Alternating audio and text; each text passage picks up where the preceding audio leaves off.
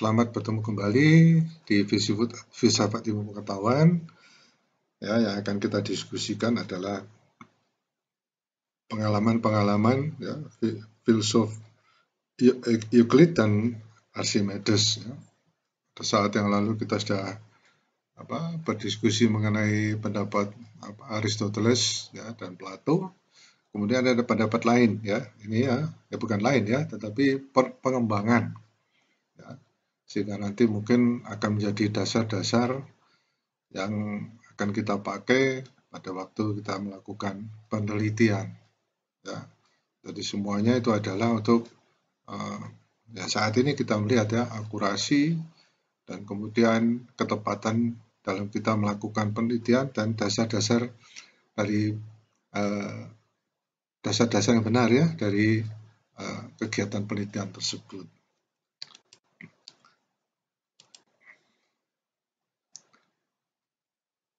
Sistematisasi deduktif yang ideal ya, deduktif ya, saya kira ini Anda sudah coba direview kembali ya apa itu deduktif yang sudah kita singgung pada pertemuan yang lalu ya. Euclid ini ya pada 300 tahun sebelum Masehi mengajar dan mendirikan sekolah di Alexandria ya. Karena yang paling penting yang bertahan adalah elements atau bagian-bagian atau ya.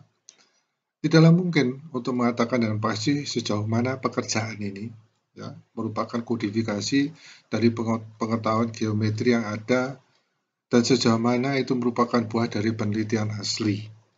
Ya. Jadi seperti sedikit saya singgung, ya, dalam penelitian itu umumnya kita mendapatkan suatu rumus atau pernyataan yang mungkin bisa dipakai yang sifatnya itu empirik ya, jadi bukan fisika. Jadi bukan sesuatu yang pasti, artinya fisika itu pasti ya, bukan berarti empirik itu tidak pasti ya, tapi empirik itu didapatkan dari penelitian. Ya. Ada hubungan-hubungan sehingga umumnya kalau kita melihat rumus-rumus empirik itu pasti ada konstante, sudah dapat dipastikan ada konstantanya ya. Ya, meskipun kadang-kadang tidak, tapi itu cenderung bahwa itu adalah sebuah rumus fisika kalau tidak ada konstantanya. Ya. Tampaknya selain menetapkan geometri sebagai sistem deduktif, Euclid membangun sejumlah bukti asli. Ya. Archimedes ya tahun 2087 sampai 2012 sebelum Masehi ya seorang seorang astronom ya lahir di Sirakus ya. Sejarahnya panjang ini ya, saya singkat aja soal sebagian ini ya. Diyakini bahwa dia ya menghabiskan beberapa waktu di Alexandria ya. Mungkin dia belajar dari penerus Euclid ya. Euclidnya mungkin tidak ada, tetapi ada orang-orang yang mengikuti paham Euclid ya. Sekembalinya ke Sirakus ya, dia mengabdikan diri untuk penelitian dalam matematik murni dan matematika terapan. Ketenaran Archimedes di Antiquity sebagian besar berasal dari kehebatannya sebagai sarjana militer. Waduh. Yang dikenal adalah katapel. Tahu ya katapel ya, rancangannya digunakan secara efektif melawan Romawi selama pengepungan Sirakus. Ya. Terjadi peperangan, dia membuat sebuah senjata ya, katapel. Ya. Archimedes sendiri dikatakan lebih menghargai penelitian abstraknya tentang irisan kerucut. Nah, ini bisa dicari informasinya ya, mengenai irisan kerucutnya. Hidrostatika dan keseimbangan melibatkan hukum tuas, ya, yang kita sekarang dikenal dengan torsi. Ya. Atau kita pelajari di mekanika teknik. Ya. Menurut legenda, Archimedes dibunuh oleh tentara Romawi ya ketika dia sedang memikirkan masalah geometris. Ya, bukan karena memikirkan dibunuh, tapi ada masalah pada waktu itu ya. Sedang aktif-aktifnya dia meneliti tentang geometri, ya. Kemudian terjadi mungkin peperangan pada waktu itu. Sebuah tesis dipegang secara luas di antara para penulis kuno adalah bahwa struktur ilmu lengkap harus menjadi sistem pernyataan deduktif. Ya. Aristoteles telah menekankan deduksi kesimpulan dari prinsip-prinsip pertama.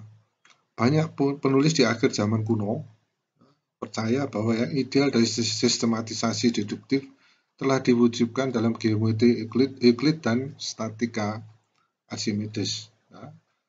Mekanika teknik, ya, statika itu sekarang banyak yang kita terima atau kita kenal, ya, sehingga seakan-akan itu sudah menjadi sesuatu yang wajar. Ya. Kadang-kadang kita mempelajari mekanika teknik, mempelajari tentang lendutan, ya, kemudian mengenai keseimbangan tumpuan dan sebagainya. Itu asalnya dari awal mulanya adalah dari penelitian Archimedes. Ya. Euclid dan Archimedes telah menemukan suatu pernyataan yang terdiri dari aksioma, definisi, dan teorema tersusun sedemikian rupa sehingga kebenaran teorema mengikuti asumsi kebenaran aksioma. Ya, mungkin pada waktu kita SD atau SMP kita sudah banyak mendengar tentang aksioma, ya, kemudian teorema dan sebagainya, sehingga kadang-kadang itu menjadi sesuatu yang terbiasa, tapi kita tidak tahu definisi yang sebenarnya. Ya. Tapi nggak masalah, ya. Misalnya Euclid membuktikan bahwa aksioma yang bersama dengan definisi istilah seperti sudut dan segitiga, ya, menyiratkan bahwa jumlah sudut segitiga sama dengan dua sudut siku-siku. Ya. Karena sebenarnya harus ada ilustrasinya. Archimedes membuktikan dari aksioma pada tuas, ya, atau batang seperti ini, ya, bahwa dua bobot yang tidak sama seimbang, ya, pada jarak dan titik tumpu yang berbanding terbalik dengan bobotnya. Kalau dua benda ini, ya, ini kira-kira seperti itu, ya,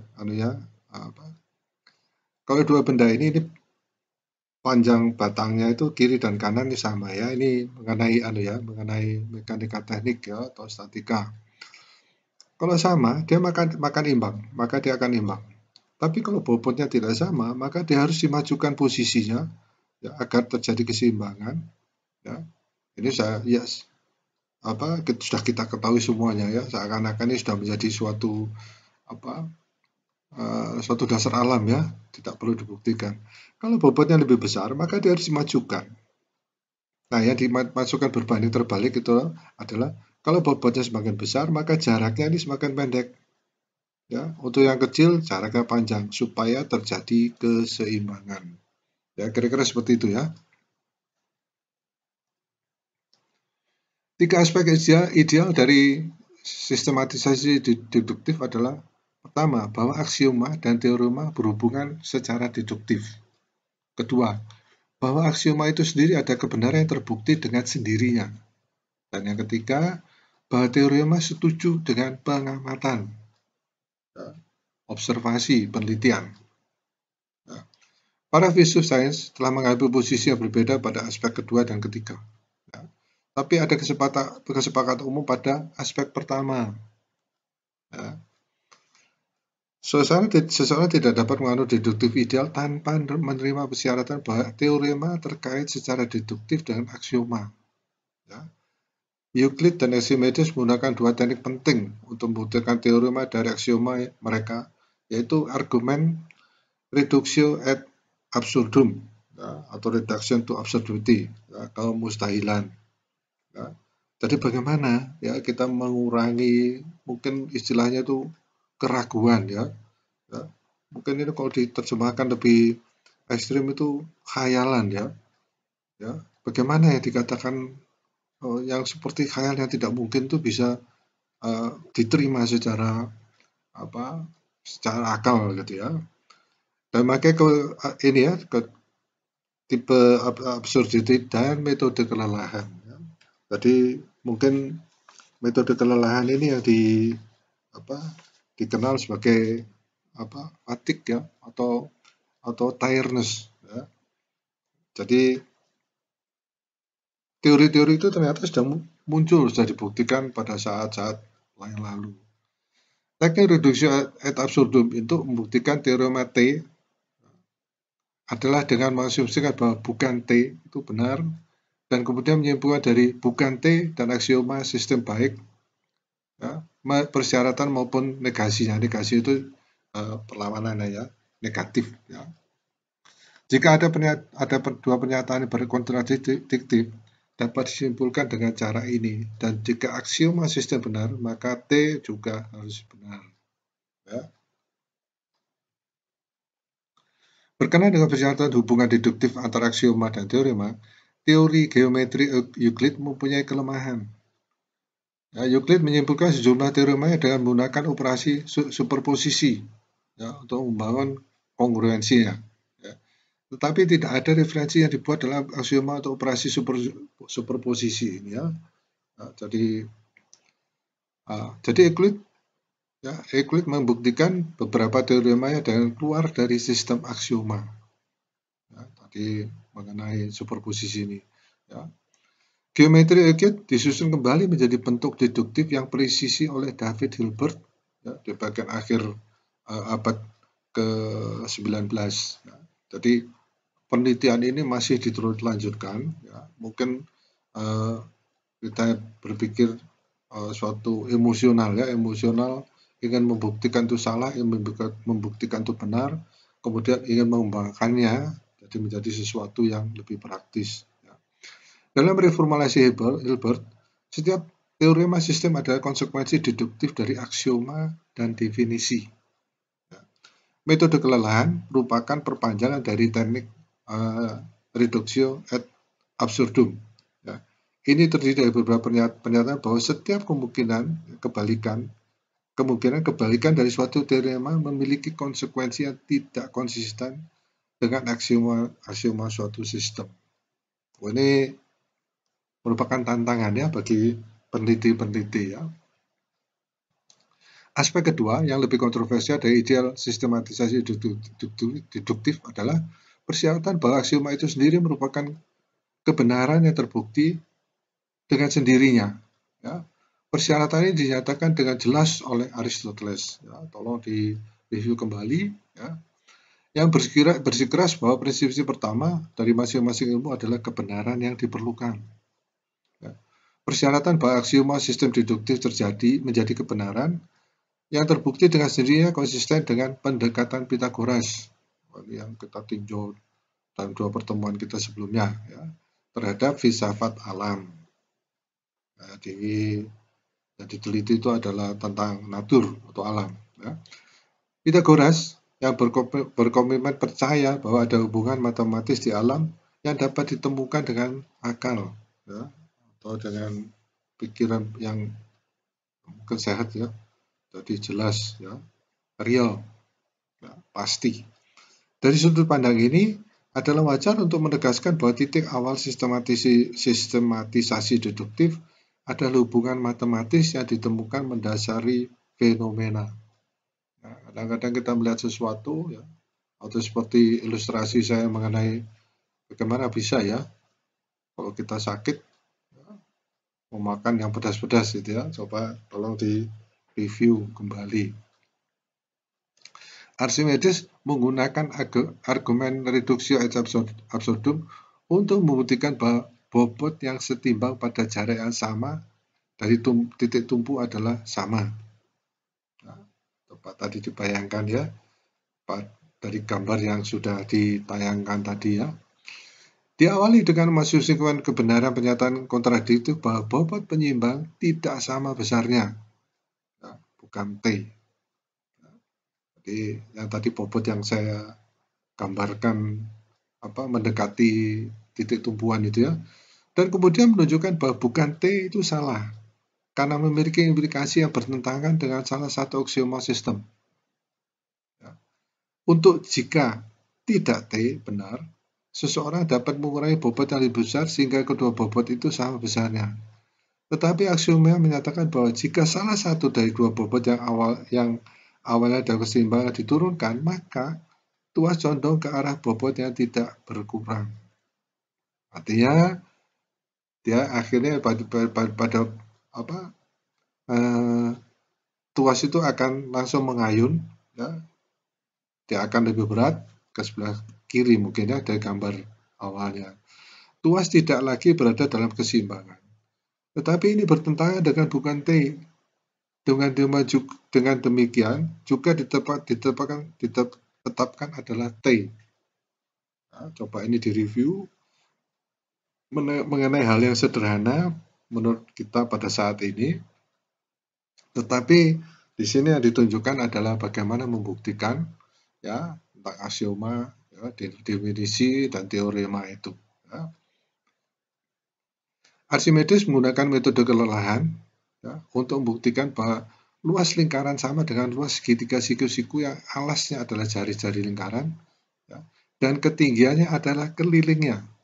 Ya, Archimedes membuktikan teorema ini dengan menunjukkan bahwa jika seseorang mengasumsikan bahwa luas lingkaran lebih besar dari atau lebih kecil dari segitiga, kontradiksi terjadi dalam sistem aksioma geometri.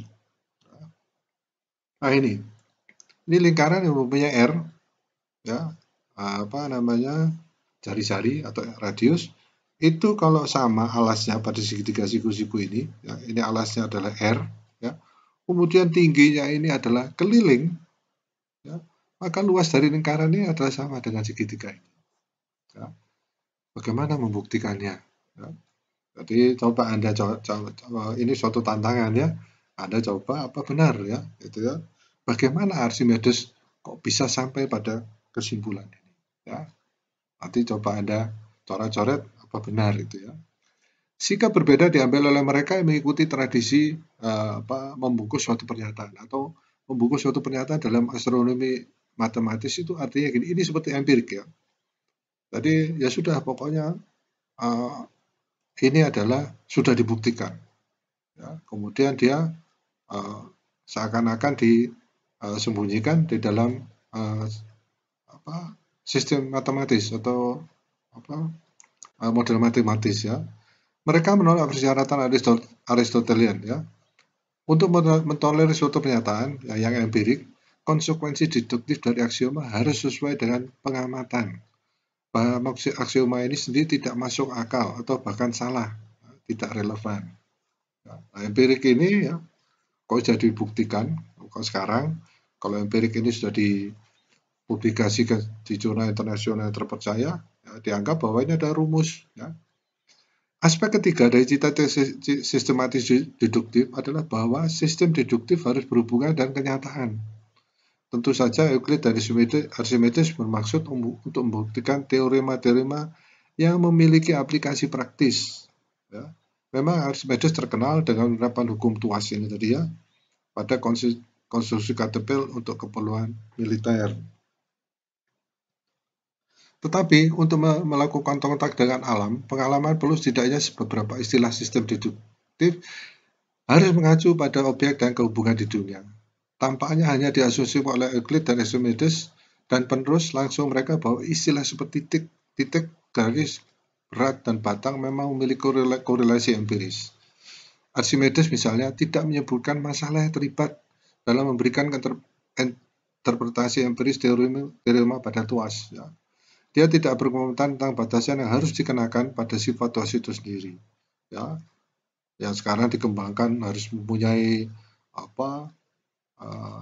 modulus elastisitas, ya, berapa dan sebagainya ya.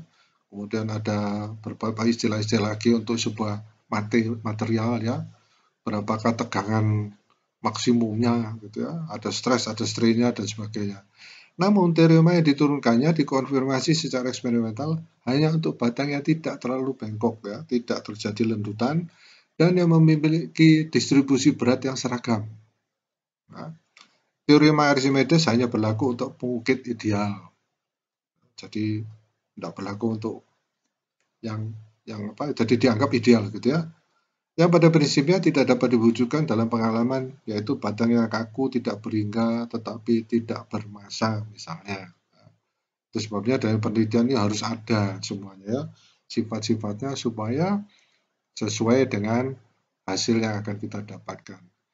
Mungkin konsentrasi Archimedes dengan hukum yang berlaku untuk pengukit ideal level ini mencerminkan tradisi filosofis di mana kontras ditarik antar kompleksitas fenomena yang sulit diatur dan kemurnian hubungan formal yang tak terpengaruh waktu. Ya, tradisi ini sering diperkuat oleh klaim ontologis bahwa alam fenomenal paling-paling merupakan tiruan atau refleksi dari dunia nyata. Ya, tanggung jawab utama atau menyebarkan sudut pandangnya terletak pada Plato dan para penafsirnya. Dualisme ini memiliki dampak penting dalam pemikiran Galileo dan Descartes. Jadi mana yang kita pilih?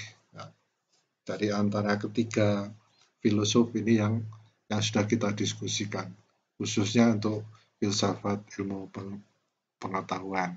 Ya, saya kira demikian.